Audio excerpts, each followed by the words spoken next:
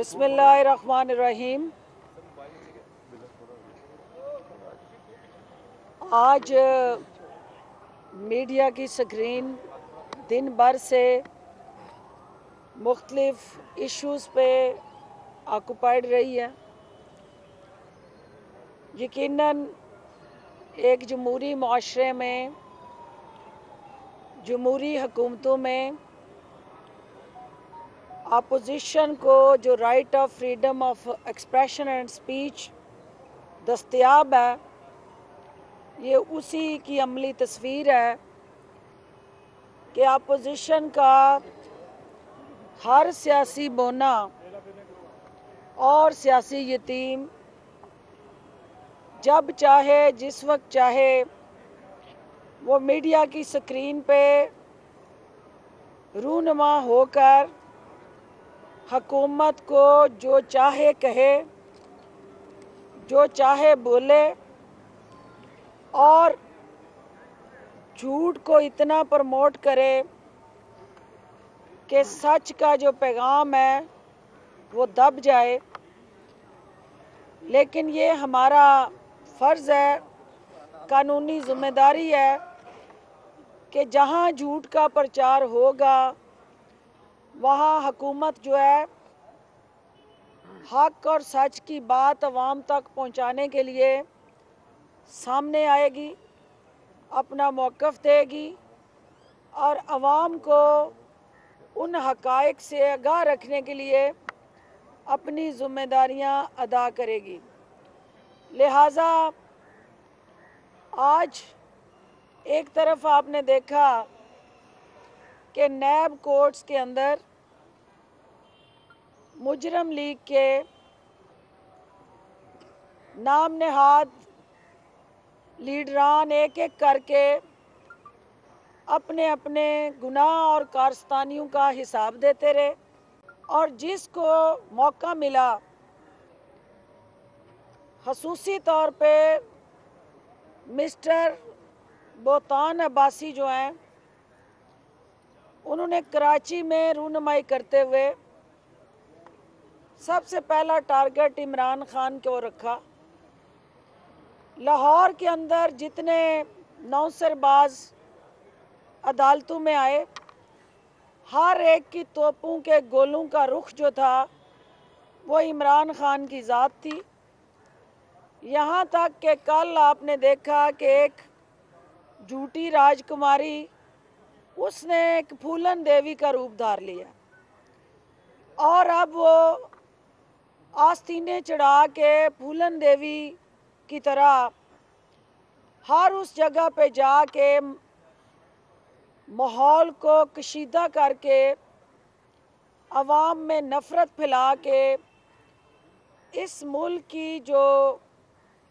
वफाक की इकाइयों की अलामत सेनेट है, जहाँ चारों सूबों की जंजीर इकट्ठी हो के एक यकजहती, कौमी वहदानियत और कौमी हम आहंगी को फ़रोग़ देता है ये इदारा, उसके इलेक्शन के हवाले से भी सवालिया निशान उठाए। यहाँ तक कि पाकिस्तान की कौमी सलामती के साथ जुड़े हमारे इदारे जो हैं, उनको भी इन्होंने ना बख्शा और अपनी रवायती सियासी जंग के अंदर उनको घसीटा। और आज का इलेक्शन कमीशन का फैसला जो है, कल के झूठी राजकुमारी के बयानिए की मौत साबित हुआ, क्योंकि कल इन्होंने वहाँ एक गठजोड़ की निशानदेही की थी, वहाँ गला फाड़ फाड़ के कमाल अदाकारी करते हुए ये बयानिया अवाम में बेचने की नाकाम कोशिश की थी कि इदारे, मुख्तलिफ तंजीमें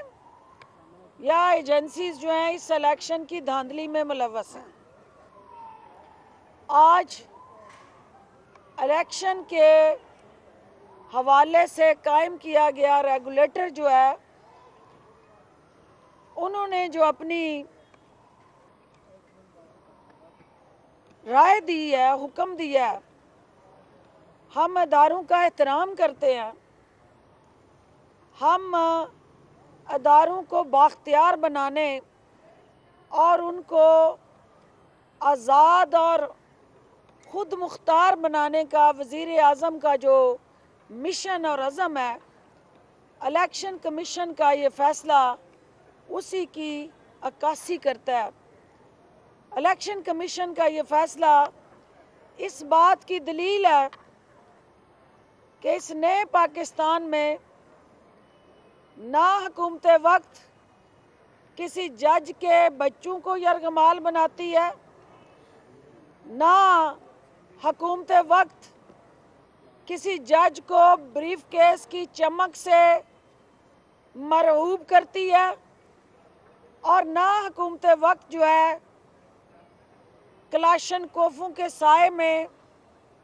किसी जज से मनपसंद फैसले लिखवाती है, और ना टेलीफोन करके वक्त का वज़ीर आज़म या वज़ीर आला जजों को हदायत देता है और जिसकी टेप्स फिर बाद में लीक होती हैं। ये फैसला इस बात की आईनादारी करता है कि वज़ीर आज़म इमरान खान ने जो इस कौम से वादा किया था कि मैंने इन अदारों को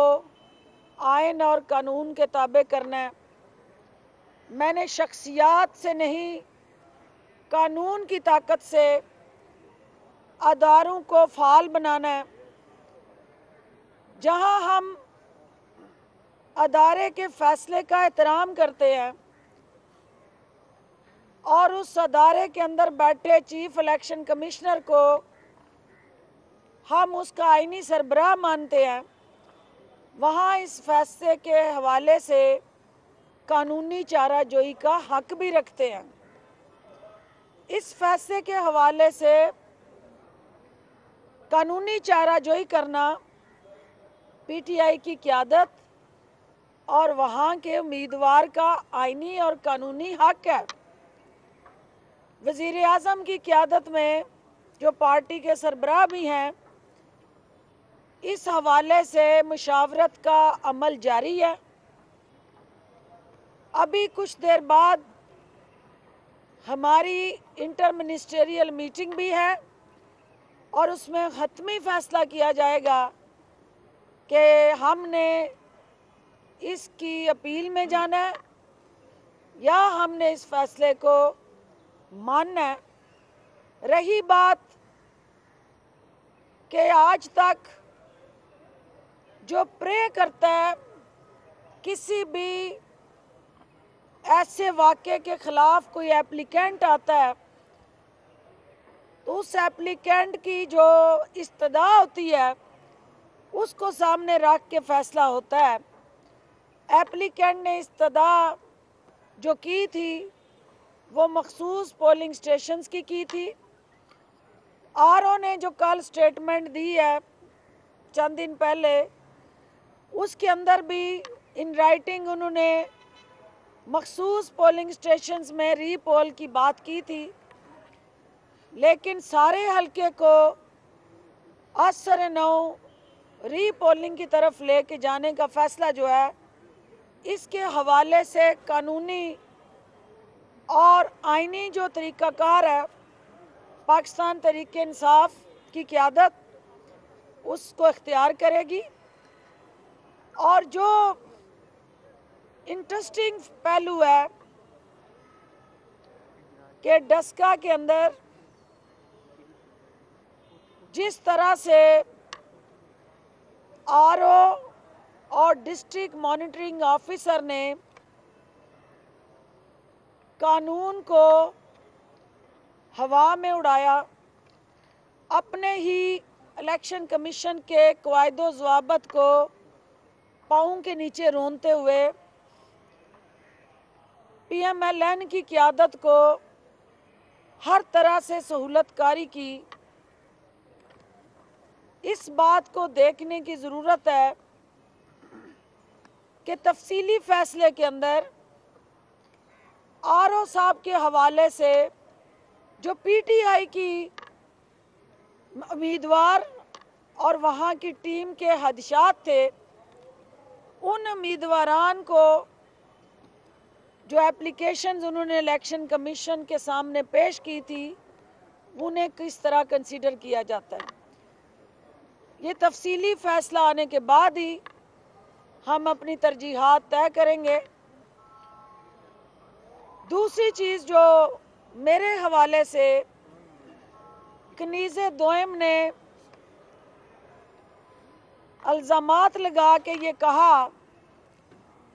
कि मेरी कस्टडी में किसी फार्म हाउस में जाके प्रिजाइडिंग ऑफिसर्स को ले जाके इलेक्शन के रिज़ल्ट टेम्पर हुए हैं। मैंने उस कनीज़े दोयम को कानूनी नोटिस देने का फ़ैसला किया। मैंने उसे चैलेंज किया कि अगर उसके पास अगले 24 घंटे के अंदर अंदर कोई प्रूफ है इस बात का, और आज के मॉडर्न टेक्नोलॉजी के दौर में जियो लोकेशन से किसी भी फ़र्द की लोकेशन जज भी होती है और मुख्तलिफ जियो फेंसिंग से आप खुरे निकाल लेते हैं, तो मैं कनीज़े दोयम को ये कहती हूँ कि या अगले 24 घंटे के अंदर अंदर ये जो बुतान तराशी की है इससे जुड़े सबूत सामने लाए, अदरवाइज़ वो माफ़ी मांगे, और अगर ये दोनों काम वो नहीं करती तो फिर शाही ख़ानदान के ख़जाने से मैं जो उसके ऊपर डेफमेशन फाइल करने जा रही हूँ, उसके ख़जाने से कुछ मुझे वो ब्रीफ केस जो डस्का में आपने बांटे वो अदालत में लाए, ताकि कम अज़ कम मैं किसी मुस्तहिक नादार की मदद कर सकूँ। कनीज़े दोयम वही है जिसके वालिद रेमंड डेविस के वकील थे, और कनीज़े दोयम वो है जिन्होंने कौम एक तरफ, कौम का मफाद एक तरफ, लेकिन डॉलर की चमक के आगे जिन्होंने अपना ज़मीर बेच के रेमंड डेविस की वकालत की। आज बेटी भी उसी नक्शे कदम पे चलते हुए चमक की मरीद हुई है, और चमक के मरीद जितने हैं उनको हम ये पैगाम देना चाहते हैं कि फ़ैसला तो हमारी क़यादत ने करना है, लेकिन ये जितनी ज़िल्लत आपने डस्का के इलेक्शन में उठाई थी, अगर आपको चैन नहीं आया, सुकून नहीं आया और उसका रीप्ले देखना चाहते हैं, तो पीटीआई के कारकुनान जो हैं वो गुंडा अनासर, जराइम पेशा अफराद, नशियात फरोश और कब्ज़ा माफिया का NA-75 से सफाया करने का तहैया कर चुके हैं, और इंशाल्लाह एक दफ़ा फिर PMLN को मुंह की खानी पड़ेगी, और पीटीआई का जो चार्ज कारकुन है वो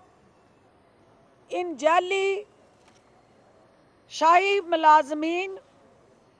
और शाही ख़ानदान के वो तमाम दरबारी और हवारियों को खुलेआम चैलेंज करते हुए आड़े हाथों लेने के लिए तैयार है। आज एक और सिरी पाए निहारी हड़ीसे की दावत जाती उम्रा में हुई,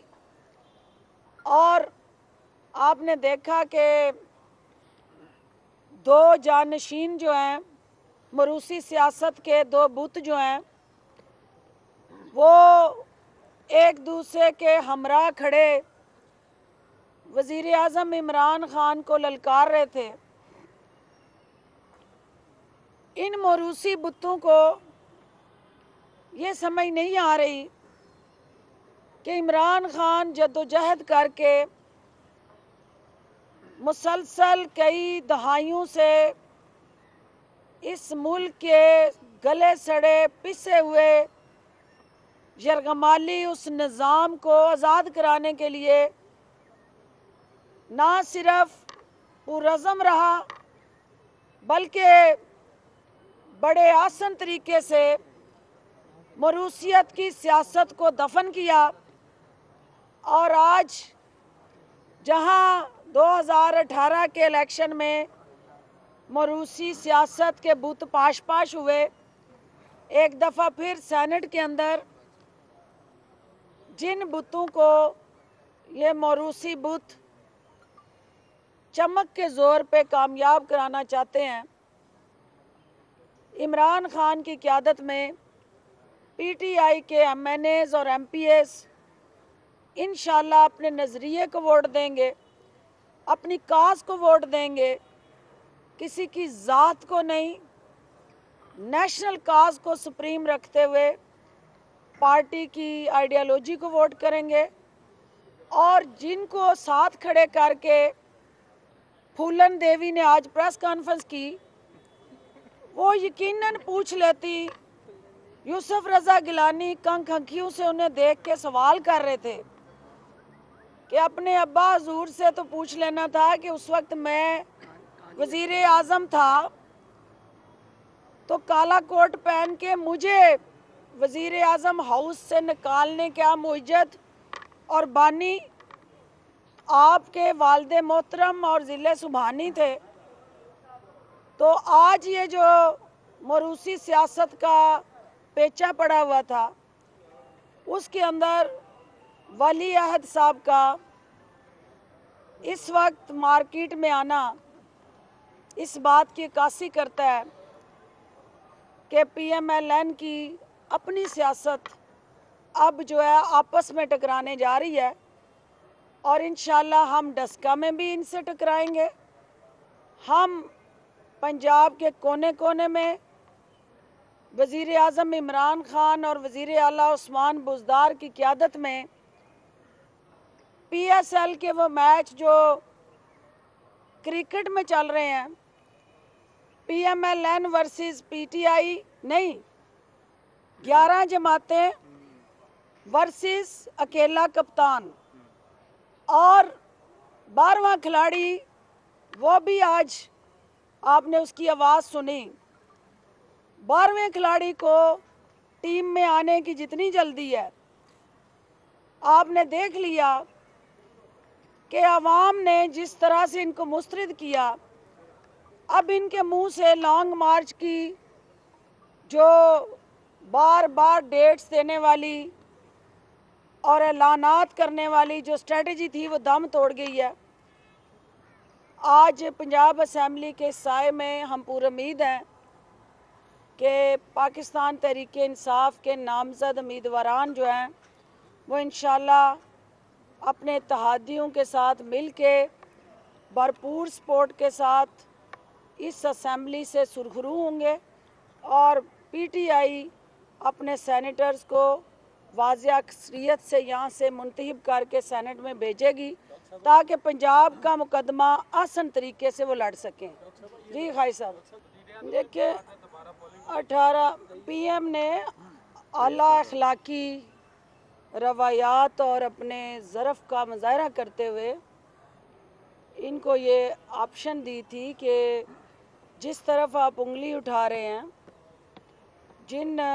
पोलिंग स्टेशंस पे आप मुतमईन नहीं हैं, हुकूमत उन पोलिंग स्टेशंस पे यानी हमारा जो कैंडिडेट है वो वॉलंटियर कर रहा है कि वहाँ आप रीपोल कर लें। ये एक वो जेस्चर था, गुडविल जेस्चर था जो पीटीआई और वज़ीर आज़म की तरफ से सामने आया। दूसरी तरफ चूँकि रवायती डकैत हैं, दूसरी तरफ नकबज़नी लगा के चोर दरवाज़े से हमेशा डिक्टेट करके, प्रोपेगेंडा करके, मैनेज करके हर तरह का मफाद का दिफा करने वाले हमारे वो चोर हैं जो हमारी मुआशरे की कमज़ोरियों का फ़ायदा पैसे की चमक से उठा लेते हैं। बदकिस्मती से उन्होंने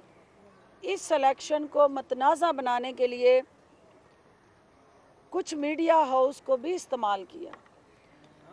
और कुछ मीडिया हाउस जो है उन्होंने उनकी इस ख्वाहिश को तबीर में बदलने के लिए हर तरीके से मुआवनत की। हमें इलेक्शन से कोई फरार हासिल नहीं करना, हम सियासी लोग हैं, इलेक्शन हमारी ग़िज़ा है और सियासत हमारा ओढ़ना बिछोना है। हमारे लिए ये कोई नई बात नहीं है, लेकिन देखना ये है कि इलेक्शन कमीशन अपने ही बनाए हुए कायदो ज़वाबित को हर कैंडिडेट की ख्वाहिश के ताबे अगर कर देगा तो अगले आने वाले बल्दियाती इलेक्शन में क्या पंडोरा बॉक्स खुलने जा रहा है। हर वो कैंडिडेट जो हार रहा होगा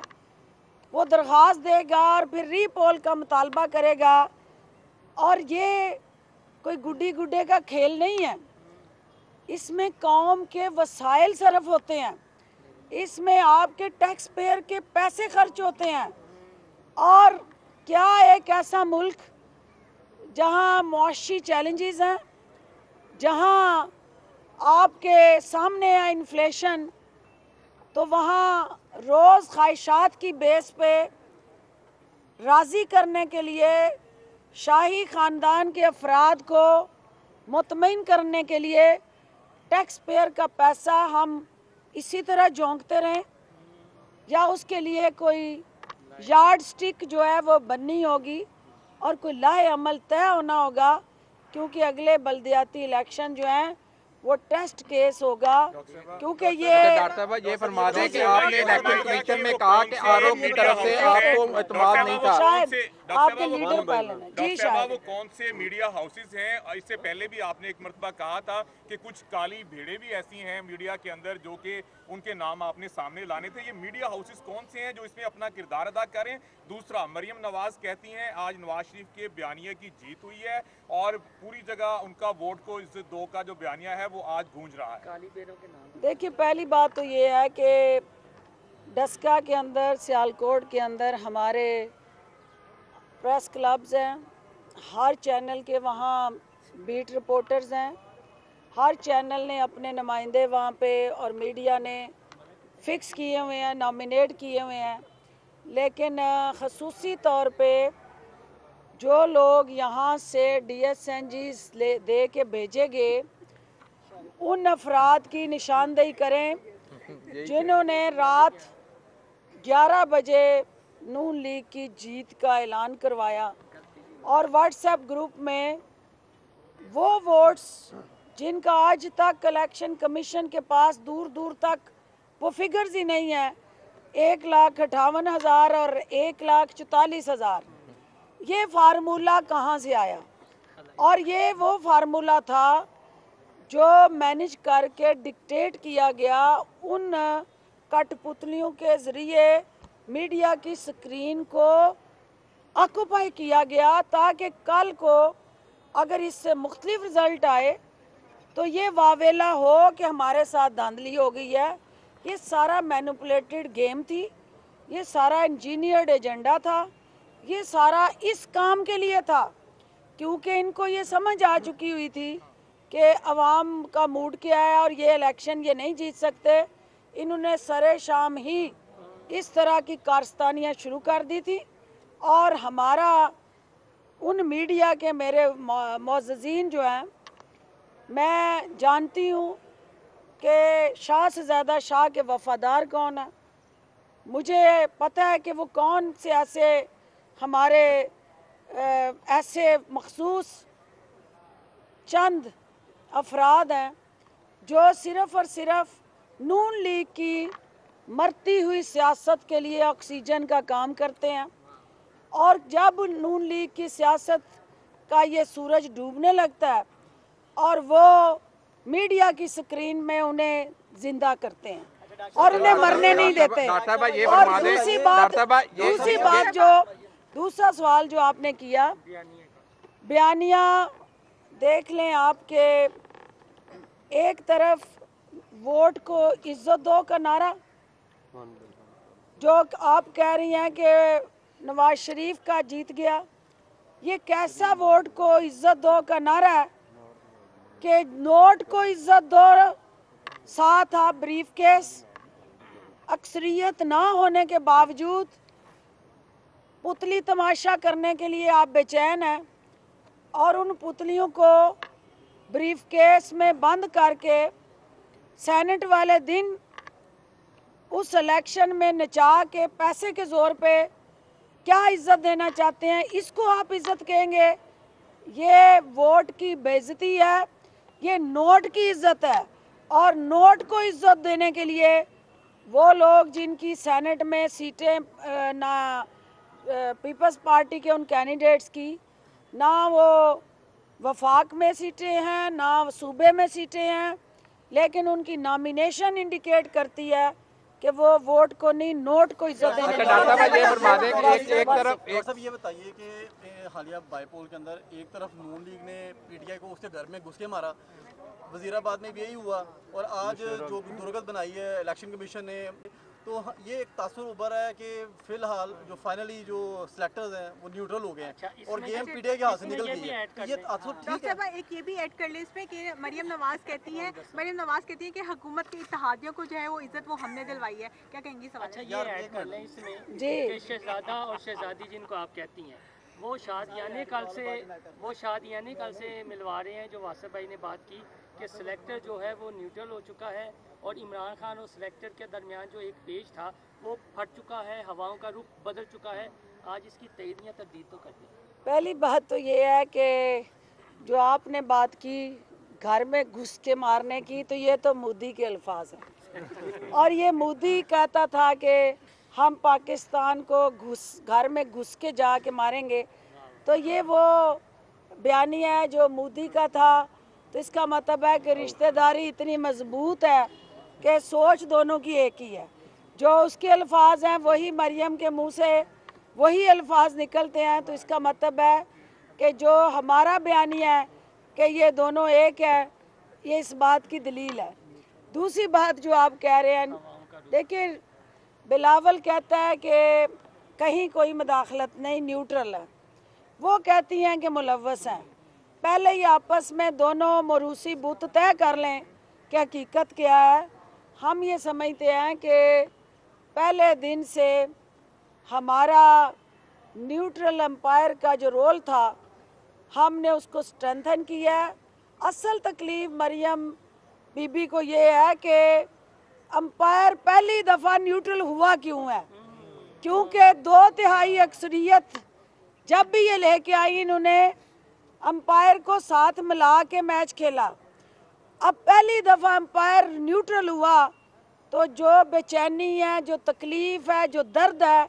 वो है ही उस अंपायर के न्यूट्रल रहने का। तो ये इस कौम की ज़रूरत है कि अंपायर न्यूट्रल रहे, जिस अदारे का जो काम है वो अदारा अपना काम करे और पाकिस्तान के कौमी सलामती दिफा और पाकिस्तान मुखालफिन को अड़े हाथों लेना, ये हमें फ़ख्र है कि हमारे उस अदारे का कमाल है। मुखालफिन के और नाकू चने चबाना ये सियासतदानों का काम है और हम अपना काम बेहतर तरीके से अदा कर रहे हैं। डॉक्टर साहब ये फरमा दें आपने जैसे इंतखाबात की बात की कि यके बाद दीगरे हमजा शहबाज की जमानत और उसके बाद इलेक्शन कमीशन डक्सा का वो भी उनके हक में फैसला किया क्योंकि मौक़िफ़ उनका था। क्या आप समझती हैं कि जो सेनेट का इलेक्शन है वो भी अगर इसी तरह होता गया तो फिर हवाओं का रुख तो वाकई बदल गया? जी जी जी जी कर लो आप नहीं समझती अपने इख्तियारात से तजावुज़ किया आज फैसला देके? आप भी कर वो पीछे उसकी मेरी वो थोड़ा सा इधर हो जाए। भाई के बाद मरियम नवाज कह रही है कि 1 और 1 11 हो गए हैं, तो ये 1 और 1 11 ही रहेंगे या एक फिर जेल में चला जाएगा? ये 1 2 11 नहीं हुए, ये 9 2 11 होंगे, ये 9 2 11 होंगे इंशाल्लाह। दूसरी बात जो आपने कही है, देखिए इलेक्शन कमीशन का एक आईनी किरदार है, हम उस आईनी किरदार को ऑन करते हैं। हमारे जो तहफ़्फ़ुज़ात हो सकते हैं